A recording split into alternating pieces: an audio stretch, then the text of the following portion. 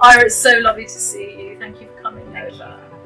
I've known you since I fell foster with Buster 4 years ago, but I'm just really grateful to have a chance to talk to you a bit more about All Dogs Matter and how it all began.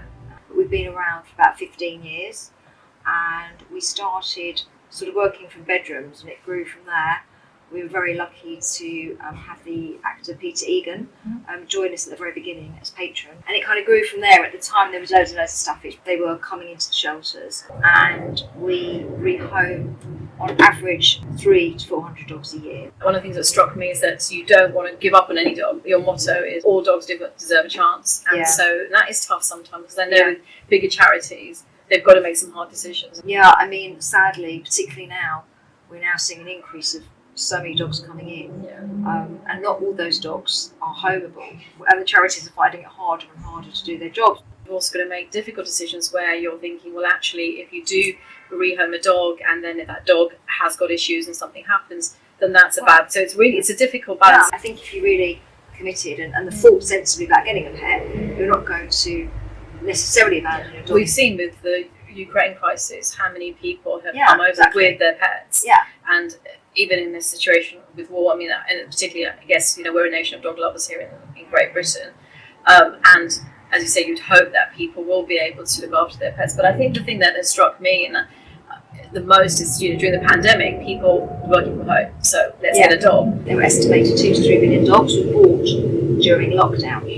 And at the time, people were paying, the prices went from 1,000 to 2,000 to 3,000 to even £5,000. Wow. So the problem with that is if people then get those dogs and don't want them, they won't hand them to charities. They want to resell them. Most people want their money back. Yeah. So all these dogs were being sort of retraded online. And that became a huge problem for the dogs, because when they eventually came into charities, they had 2, 3, 4, even 5 homes. And if they didn't have problems before, they certainly had them then. Vets, because there were so many more dogs, there was no infrastructure set up, and the vets couldn't cope with the amount of dogs coming in. Prices went up in the vets because the demand was so high. So a lot of dogs we're now seeing have got, a lot of veterinary costs coming in, and I think this is something people don't think about. Sadly, there's no licensing in the UK.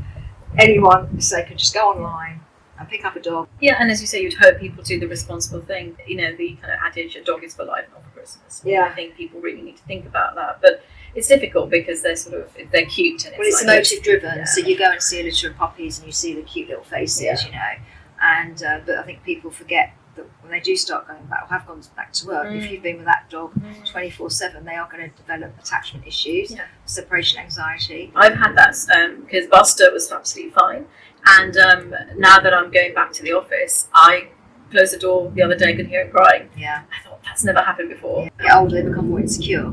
Wonderful to adopt Buster 4 years ago. How's he doing? Well, Buster is one of the original, these brindle staffies with the grey faces. They start looking like seals when they get old. Sadly, they're becoming extinct. And he sounds like a seal, actually, when he's begging for food. But someone like a dog like Buster, because he had issues. And I know when I fostered him, and one of the reasons I then ended up keeping him is that it was difficult to find, someone who would have him, because dogs with issues, people don't want. Staffies particularly, if they aren't good with other dogs, it's really, really hard to home them.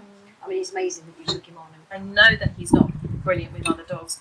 I don't put him in that situation. You don't put him in that situation because you're sensible. Other people. And also the other problem at the moment we've noticed, if you were to go to the park, you wouldn't do that because you're sensible. Yeah. But someone who's never had a dog before gets this cute little fluffy thing, and they let it off lead, and it comes charging up to Buster, and you go, excuse me, and they go, oh, my dog's fine. Well, you hear that all the time, my dog's fine. Yes, your dog might be fine, but you don't know how my dog is.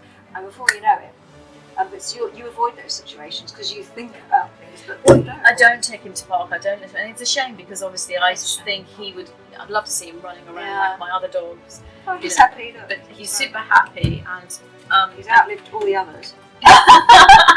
Yeah, and that's why he could easily be. We don't know his true age because he came in as a stray, he was abandoned. But he could be 13 or he could be 15. He could be 16. Wow. We don't know, but whatever you've done a great job because he's doing really well. Yeah. Well, look, thank you. He's very happy. I'm glad they got the opportunity to look after him. Thank you for all the amazing work you do. And thanks for arranging to do these interviews and promote everyone where you can. Yeah. For so many different causes, not just dogs, everything. Just trying to do my little bits to try and put the spotlight on things. But I think it's just really want to get those key messages out to people so they think a little bit before making those impulse buys.